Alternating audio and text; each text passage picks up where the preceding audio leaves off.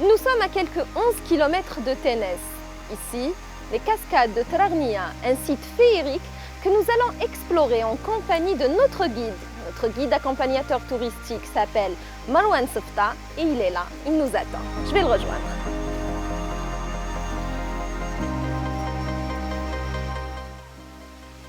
Monsieur Sefta, bonjour. Bonjour. Comment ça va et bien? bienvenue. Merci beaucoup. À Ténès. Merci, Allah yahfadek. Alors ici, on est à Trarnia et c'est un site féerique. Que pouvez-vous nous dire sur Trarnia? À 11 km de Ténès se situe la cascade de Trarnia qui est très connue par les Ténésiens.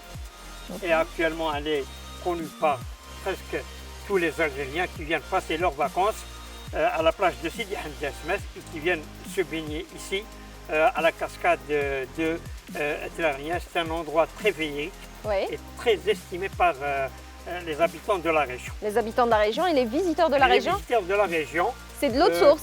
C'est de l'eau de source de Trarnia.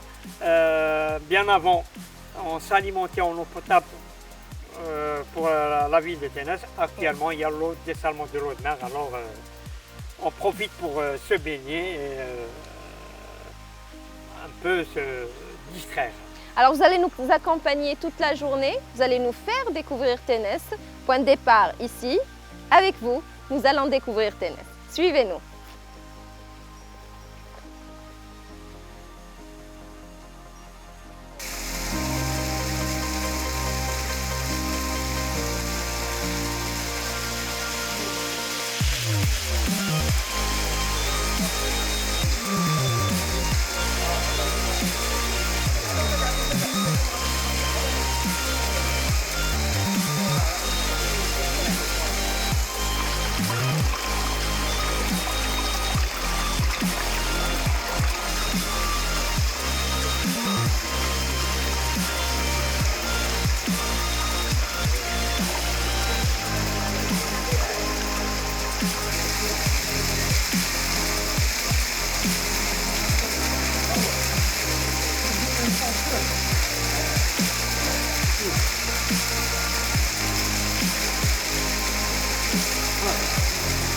Monsieur Sefta, pour visiter Ténès, nous le savons tous, Ténès se trouve dans la wilaya de Chnef.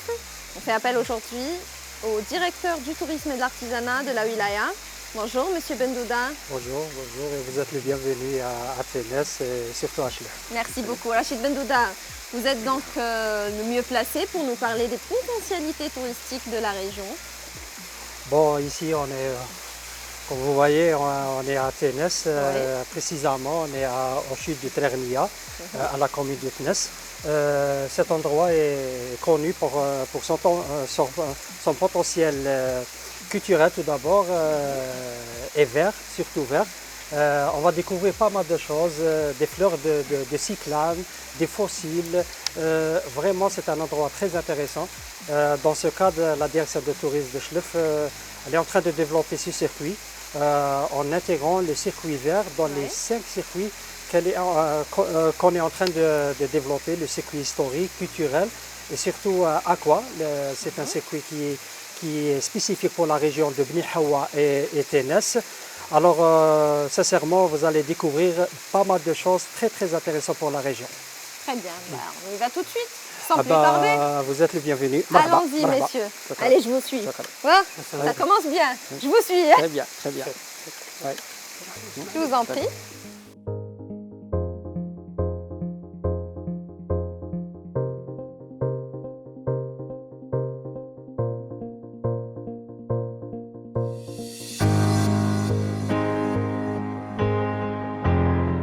Nous sommes toujours à la cascade de Trarnia, commune de Ténès, et sur notre chemin, nous avons vu les fossiles qui existent depuis des milliers d'années et qui montrent que la mer était très avancée sur Terre, mais il y a eu le recul. En même temps, toujours à Trarnia, nous voyons la végétation comme le pin d'Alep, le longiste, et il y a une plante qui est très intéressante, qui a été très connue par les Ténésiens de souche pendant la période coloniale et surtout par les colons, c'est la fleur le cyclamen, où il y a eu la fête du cyclamen à Ténès, où les colons l'aimait beaucoup et était très intéressé par cette plante que, actuellement, sauf les anciens Ténésiens, les vieux connaissent bien la valeur de cette plante existante dans la région de Ténès. Plante aromatique. C'est une plante aromatique, oui. On en fait du parfum avec? On en fait du parfum, on en fait beaucoup de choses. Ce fut un temps. D'accord, on en faisait. On en faisait, En oui. tout cas. Et puis il y a beaucoup de plantes médicinales. Nous pouvons citer le lentisque. Le lentisque, c'est une plante qui est d'origine de la région et qui est très utilisée actuellement par les familles algériennes, quel que soit Athènes ou tout le littoral algérien. C'est une plante médicinale, on peut en faire des On tisanes, peut en faire des décoctions. tisanes, on peut faire de l'huile, on peut faire pas mal de choses avec le lentisque si on sait comment le consommer. Exactement, l'huile essentielle de lentisque L'huile, aussi très voilà. bénéfique. Très Pour bénéfique les- et très très cher puisque l'huile d'olive. Voilà. Bah, merci beaucoup, c'est dit. Merci, M. Sultan.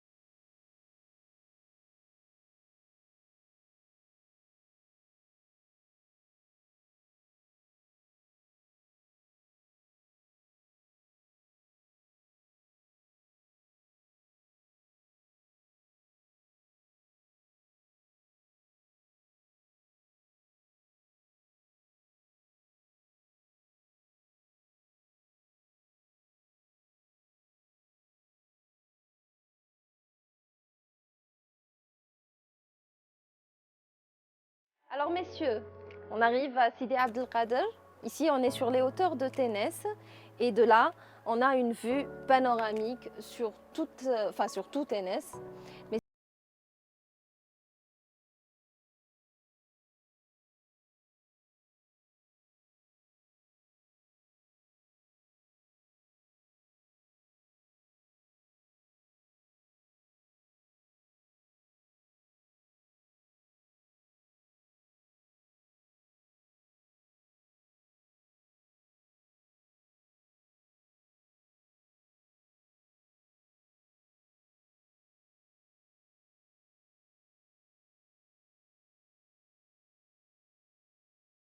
On domine le vieux le Ténès, vieux Ténès, la Casbah, la Médina. la Médina de Ténès ou bien Ténès el-Atiqa comme elle est appelée chez les Ténésiens de souche. Oui.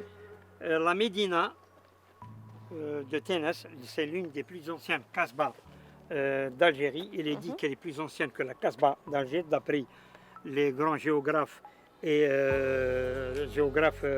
aventuriers tels que l'Idrissi, El-Bekri. Elle a été construite en même temps que la ville de Fès au Maroc en 262 Hijriya, 875 Miladiya, Oui. par les musulmans de l'Andalousie. D'accord. On est en train de voir la Casbah de Ténès Oui. qui est pleine de vestiges. Parmi ces vestiges, nous avons l'une des plus anciennes mosquées d'Algérie, Sidi Maïza. Il est dit quelle est la première d'après certains historiens et quelle est la deuxième d'après d'autres. L'essentiel qu'elle a été construite au Xe siècle et elle est l'une des plus anciennes mosquées au Maghreb arabe et en Afrique du Nord. Je l'ai dit, donc c'est un lieu chargé d'histoire. Très chargé d'histoire. Oui. La Médina, elle a été un petit sultanat en 1461 qui dominait la région jusqu'à Cherchel, D'accord. Médéa, Blida, Oui. Tissemsilt et Mostaganem. Elle était en concurrence avec les Zianides à Tlemcen.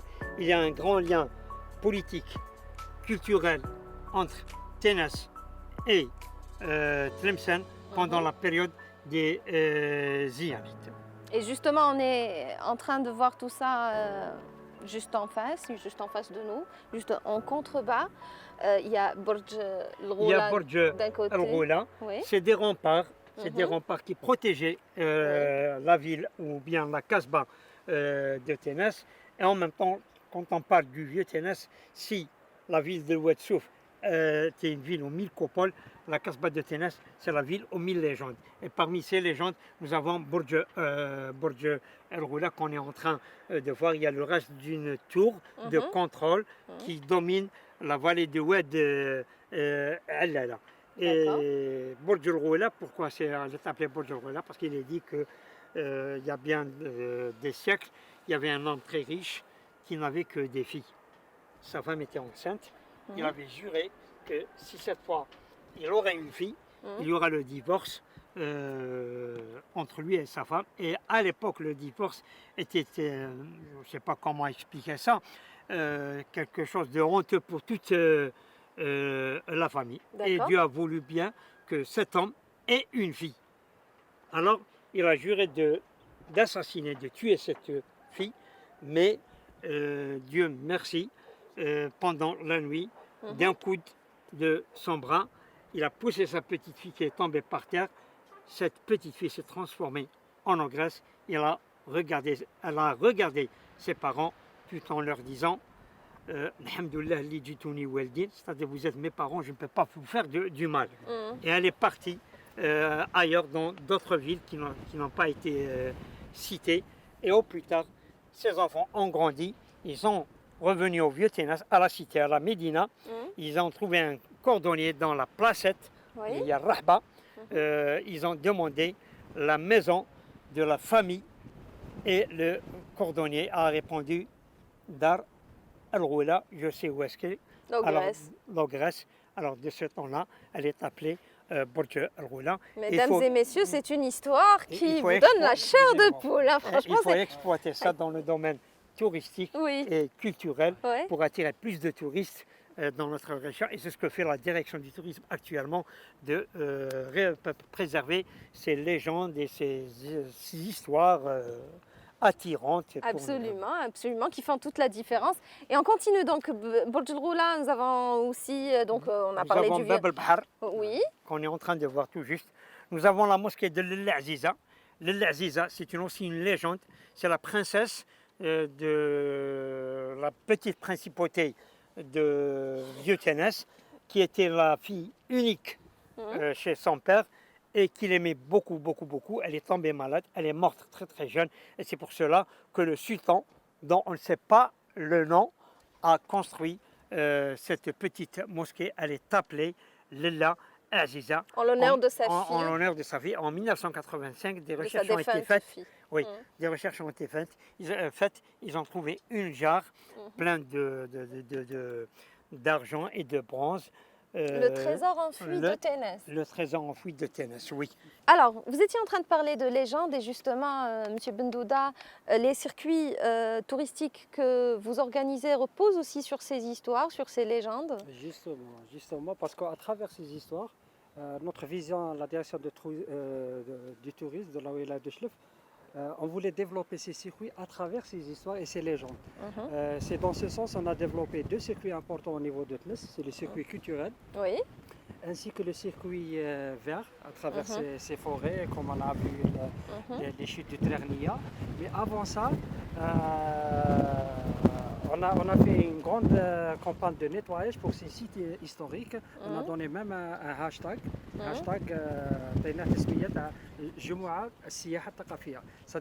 تقريبا chaque fin du mois, chaque vendredi du fin du mois, on nettoie un site qui a son potentiel touristique et surtout culturel. Mais dans ce sens, on a développé le circuit du Prince Charles et Diana au niveau de Beni Hawa et même le circuit de Mama Binette et même à travers de la légende de Burj Al Ghoula et les différents forts, Bab Al Rahba et Bab Bab el-Rahba et Bab el-Bahar. Bab el-Bahar. D'accord. On a Parce développé que ces circuits. c'était une forteresse, Absolument. Une- absolument, c'est ça. une c'est ça. muraille entourait la Médina. Absolument. On peut voir ça peut-être Oussama, Tbana, Marouane aussi. On va voir tout ça d'ici puisqu'on est là. Et donc tout le vieux Ténès est là, donc la Était Médina de entouré- Ténès, était entourée d'une de... muraille, voilà. Dans les restes de la muraille, on ne voit que Burj al-Ghula, Oui, la tour de Burj al-Ghula, ou bien quelques tours, ou bien Bab al-Bahar. C'est tout ce qui reste comme vestige des remparts du vieux Ténès. d'accord. Même la Casbah d'une superficie de 14 hectares, c'est ça? 14 Ouais, hectares, 14 oui. hectares, c'est ça. Oui. Et que la mosquée de Sidi Maïzal a été classée monument national Oui, en mai 1905. C'était pas rien qu'une mosquée, mais c'était une université en oui, même ah temps. oui. Il y avait plusieurs érudits qui oui. sont enterrés à Tlemcen, parmi Bil Hassan al-Tensi, là où il y a le célèbre musée en plein centre-ville de Tlemcen, Ouais. qui porte le nom de Abil Hassan al-Tensi, qui est un natif de Ténès. Aussi je suis content, très content de ma ville natale, du moment que Jazzar Abdallah, l'un des militaires ottomans, Ouais. a vaincu Napoléon à Akka en 1799. Et c'est un grand honneur pour l'Algérie Absolument. et pour la région. Exact. Eh bien, c'est dit. Messieurs, merci beaucoup. On vous remercie. Merci, Yatekom Saha. On continue notre visite, Oui. ceci dit. Alors là, où est-ce que vous allez nous emmener cette fois? Toujours sur les hauteurs de Sidi Abdelkader, Oui. cette fois-ci le côté sud de Ténès, qui relie Ténès, la ville de Chnef, en passant par les gorges de César, là où on voit Oui. les viaducs ferroviaires de l'époque coloniale et le tunnel qui traverse les monts de César. Oui. Ce fut un temps, début du XXe siècle, il y avait le transport ferroviaire de marchandises entre D'accord. Alger, Orléansville et Ténès. Et actuellement, ça n'existe pas. C'est un côté touristique qu'il faut exploiter pour les Algériens. Qu'on intègre aussi dans les circuits absolument. touristiques. C'est très important de les faire intégrer dans les circuits officiellement qui sont faits pour la première fois au niveau de la wilaya de Chlef, les 5 circuits officiels. C'est ça. En tout cas, c'est une vue magnifique qu'on a depuis panoramique, une vue imprenable sur tout Ténès qu'on a ici sur les hauteurs de Ténès, au niveau de Sidi Abdelkader, mausolée de Sidi Abdelkader, un lieu chargé d'histoire. Et en tout cas, c'est une histoire très ancienne, une histoire plusieurs fois millénaire, une ville plusieurs fois millénaire que nous sommes en train de découvrir, des coins paradisiaques. De Ténès et ses régions. Voilà, de Ténès et de ses régions. Mais merci beaucoup.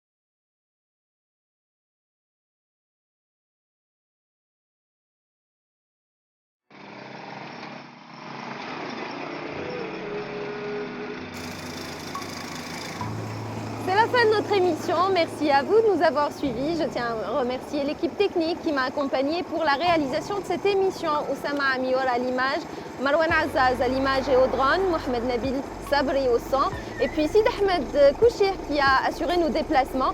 Un grand merci à Monsieur Sherif Harshawi pour son hospitalité, sa générosité, sa sympathie. Et puis moi, je vous donne rendez-vous une prochaine fois, dans 15 jours, pour une nouvelle Tahouissa. Salam.